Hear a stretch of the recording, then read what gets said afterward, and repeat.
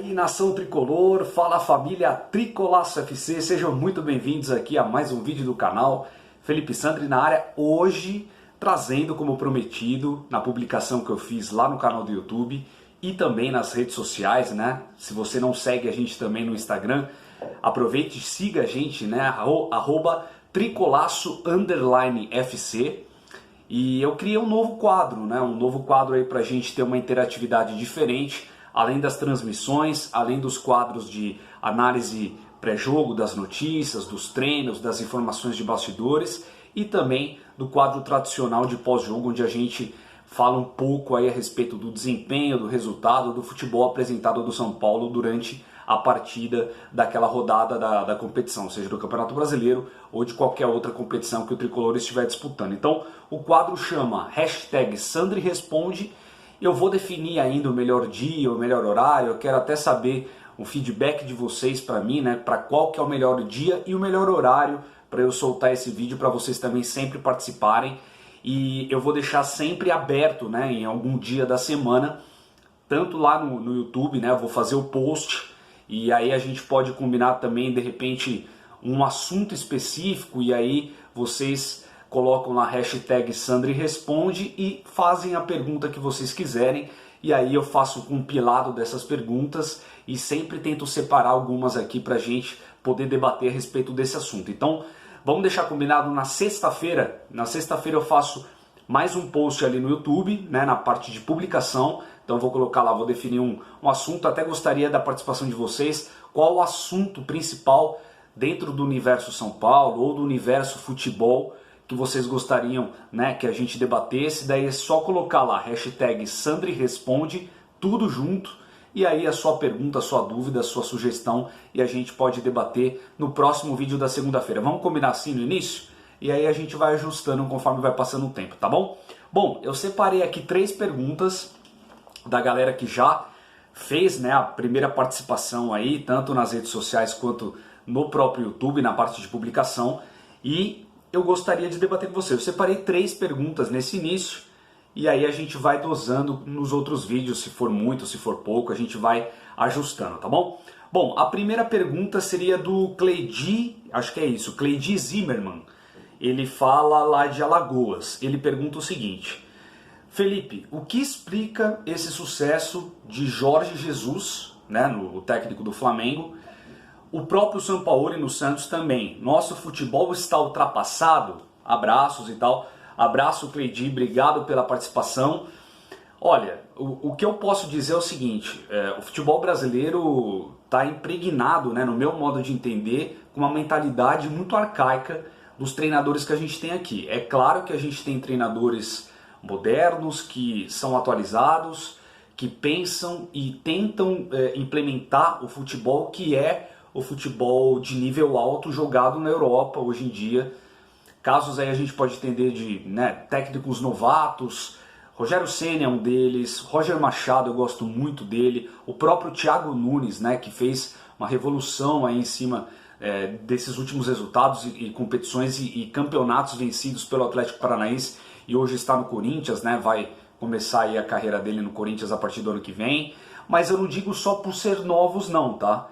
Porque tem treinadores novos que têm uma mentalidade completamente arcaica, completamente ultrapassada no meu modo de ver, que é o caso de Argel Fuchs, por exemplo, que é o caso de Alberto Valentim e por aí vai, né? Então, aí eu não vou citar os medalhões de sempre, né? Abel Braga, o próprio Luxemburgo, enfim. O futebol brasileiro, Leverkusen, o futebol brasileiro está repleto de medalhões, Celso Roth, por aí vai, essas aberrações aí que na verdade fazem um desserviço para o futebol brasileiro. No meu modo de entender, eles, através da experiência que eles têm no futebol, por anos vividos como técnicos de futebol, eles acham que só isso basta, que ser o paizão somente basta, que ser um cara que já foi campeão por onde passou, depois de 40 anos de carreira, um título, alguma coisa eles vão ter, né, em algum clube,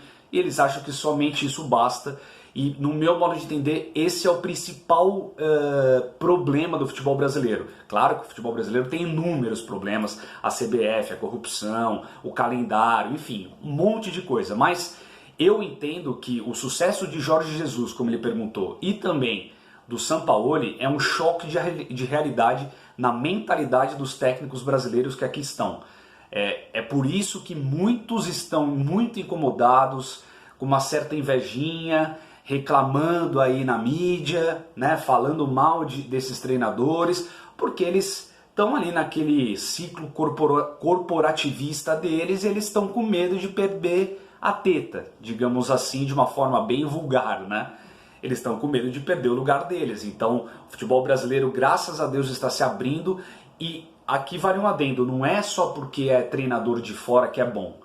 Por exemplo, Diego Aguirre, que aqui estava, eu considero um técnico mediano. Inclusive treinou o São Paulo. A gente viu que ele tem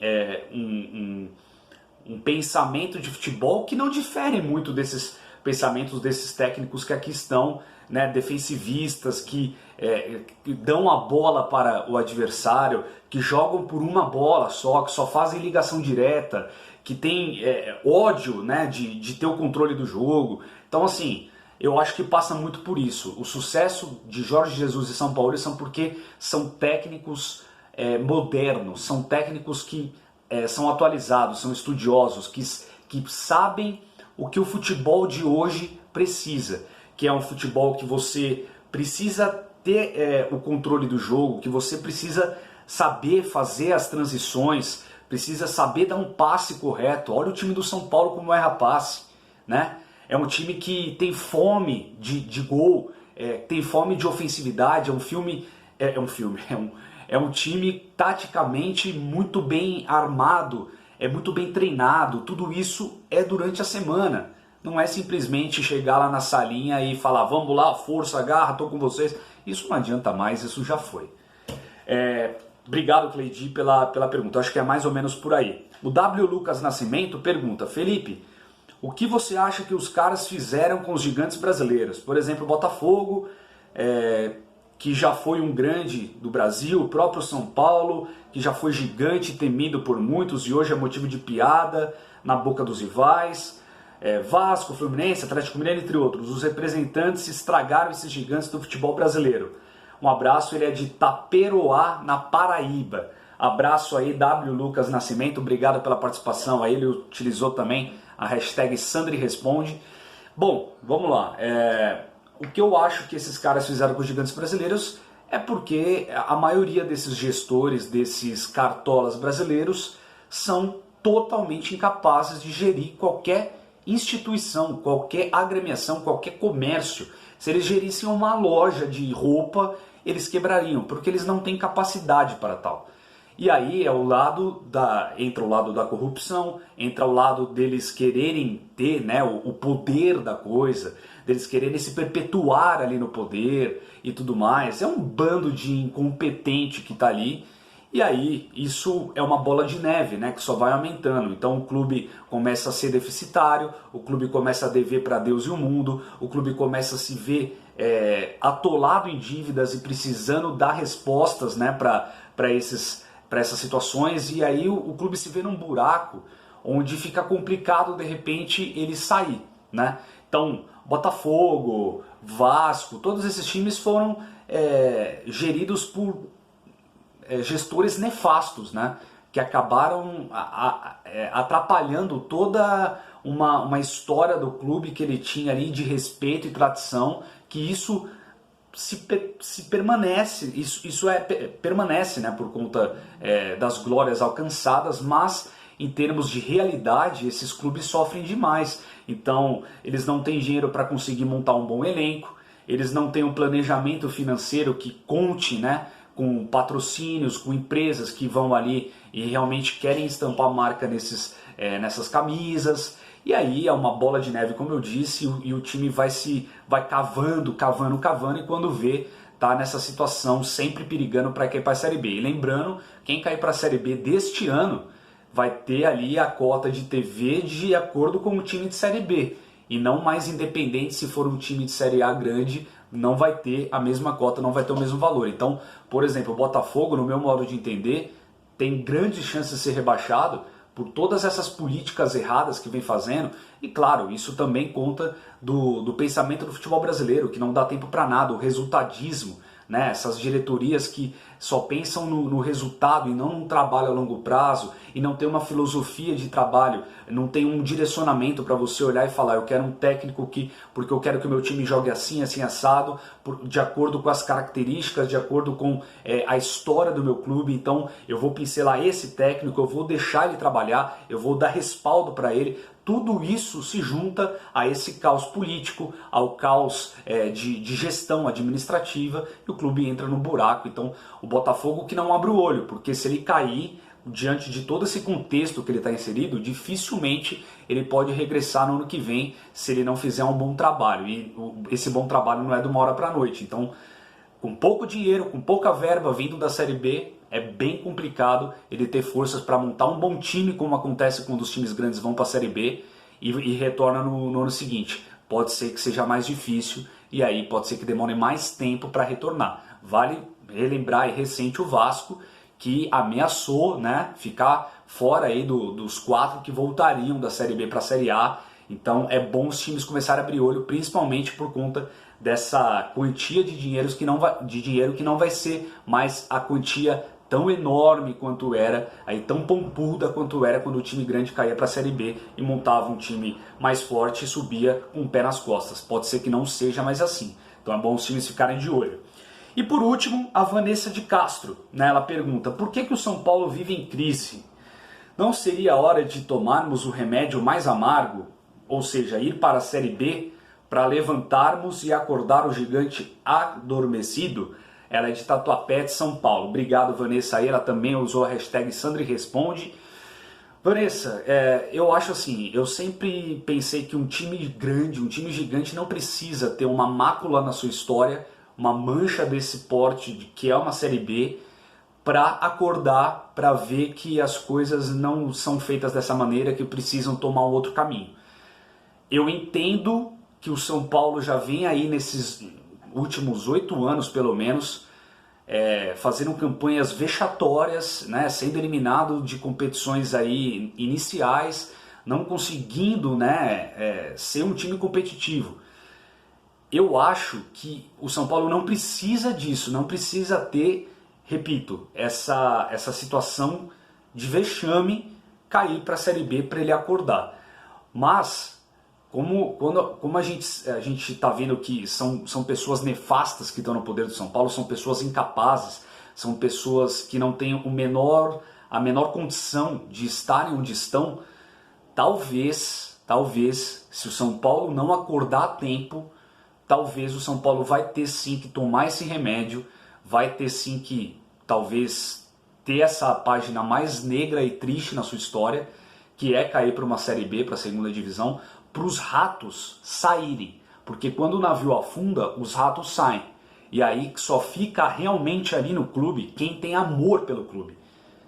O Corinthians caiu uma vez e reformulou tudo, né? E ganhou tudo que ganhou nesses últimos anos. O Palmeiras precisou de duas Série Bs e quase uma terceira ainda para acordar de vez, para vir o presidente lá que deu uma mudada na situação, conseguiu um patrocínio ali importante e tudo mais. E o Palmeiras tá aí, voltou a ser competitivo, ganhou 2 brasileiros aí nos últimos 3 anos, Copa do Brasil e tudo mais. Então, eu entendo na teoria que isso não precisa acontecer para um time gigante como o São Paulo acordar enquanto é tempo, principalmente porque a gente tem um estudo ali muito robusto para virar uma SA. Tem muitas polêmicas nisso, eu acho que precisa ser melhor conversado esse tipo de situação do São Paulo virar um clube empresa, mas pode ser que esse seja o caminho para o São Paulo voltar a ter competitividade, voltar a ter patrocínios grandes, voltar a ter representatividade no mercado, contratar jogadores importantes e disputar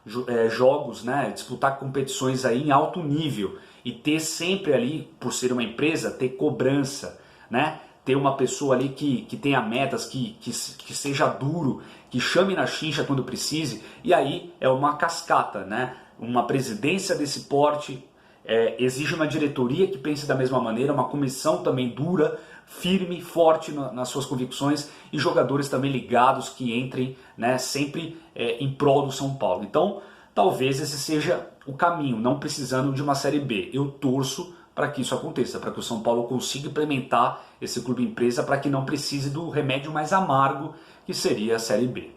Gente, é isso. Esse é o primeiro Sandri Responde.